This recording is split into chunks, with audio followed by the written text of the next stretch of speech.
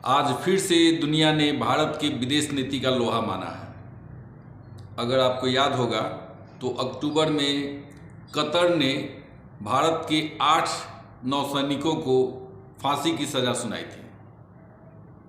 उस समय बहुत ही तहलका मचा था, भारत की विदेश नीति की बहुत ही आलोचना हुई थी।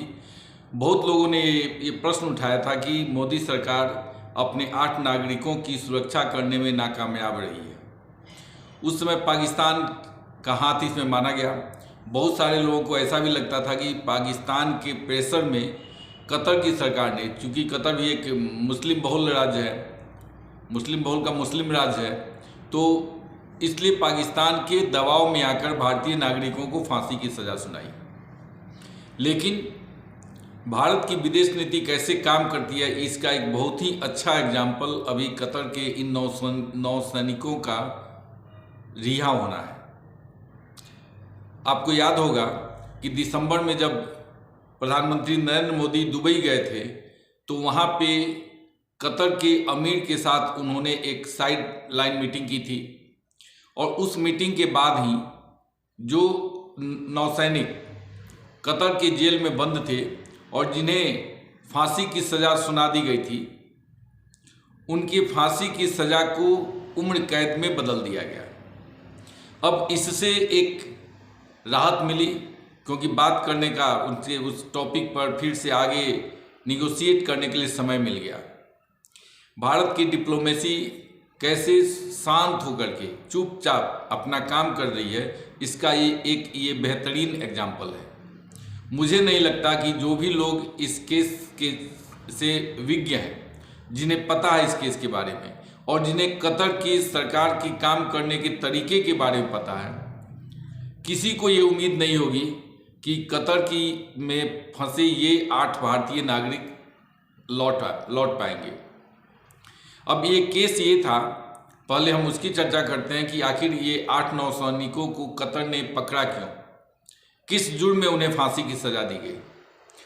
एक्चुअली ये 8 नौसैनिक भारतीय नौसेना के अधिकारी रहे हैं, और रिटायरमेंट के बाद ये जनरली हर जगह होता है कि जो आर्मी में होते हैं, रिटायर होने के बाद वो सिक्योरिटी में काम करने लगते हैं या प्राइवेट आर्मी में काम करने लगते हैं, प्राइवेट वो सिक्योरिटी वाला कहिए, तो उस ढंग से आप बहुत सारे लोग बैंकर बन जाते हैं।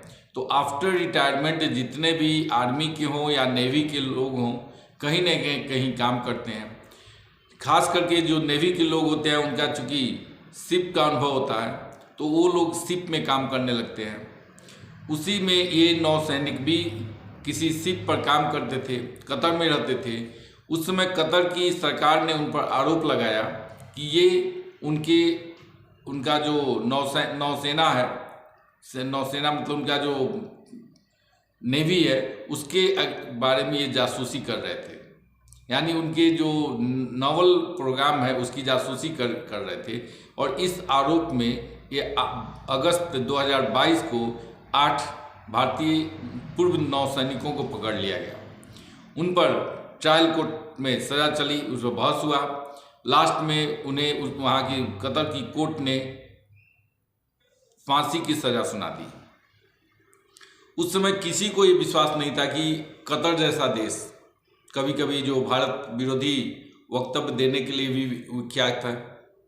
जब कुछ ही दिन पहले एक भारतीय जनता पार्टी की प्रवक्ता नुपुर शर्मा ने जब कुछ इस्लाम के बारे में बोला था, तो उस समय सबसे पहली हार्श कड़ा प्रतिक्रिया कतर से ही आई थी।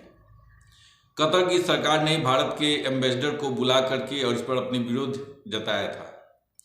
उसके बाद भी बहुत सारे ऐसे मुद्दे उठे जिससे लगता था कि कतर की सरकार पाकिस्तान के दबाव में है और वो भारत विरोधी रवैया अख्तियार की हुई है।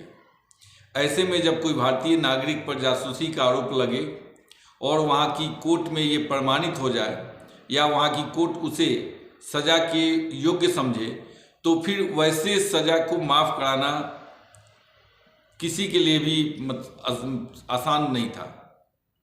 लगता नहीं था कि ये हो पाएगा। लेकिन विदेश मंत्री की कूटनीति, प्रधानमंत्री मोदी की अपना एक व्यक्तित्व, उन्होंने वहाँ की सरकार को समझाने में कामयाबी हासिल की कि फांसी की सज़ा को उम्र कैद में बदला जाए।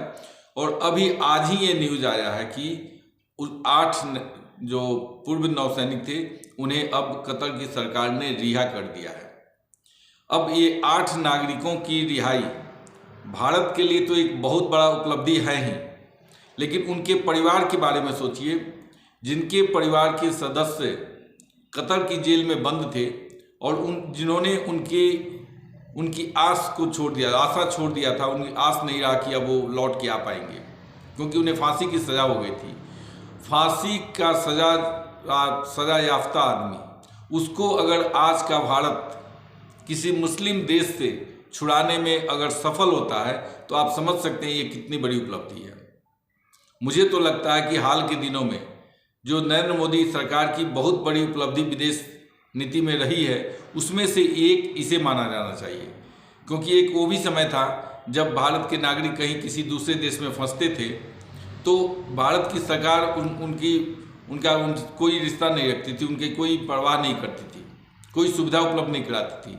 लेकिन इस केस में भारत की सरकार ने न केवल लीगल असिस्टेंस मुहैया कराया, बल्कि साइडलाइन मीटिंग करके वहाँ की सरकार को कन्विंस करके और उन्हें अपने नागरिकों को छुड़ाने में कामयाबी हासिल की।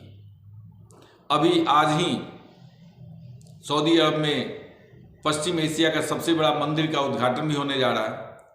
तो इस ढंग से अगर देखा जाए तो जो नरेंद्र मोदी को मुस्लिम विरोधी मानते हैं, जिन्हें लगता है कि मुसलमान भारतीय जनता पार्टी को वोट नहीं देते हैं, उन्हें एक बार अपने गिरिबान में झांक कर देखना चाहिए कि अगर नरेंद्र मोदी मुस्लिम विरोधी हैं तो फिर ये सभी पश्चिम एशिया के देश नरेंद्र मोदी को अपने सर आंखों पर क्यों बिछाए हुए हैं, क्यों अपने कोर्ट के अगेंस्ट जा कर के अपने संवैधानिक अधिकार का प्रयोग करते हुए कतर की सरकार सजायाफ्ता 8 भारतीय नागरिकों को रिहा कर देती है।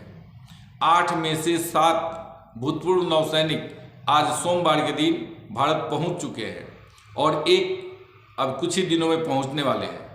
तो ये एक अपने आप में एक ऐसी उपलब्धि है जिसकी जितनी भी तारीफ की जाए वो कम है। धन्यवाद।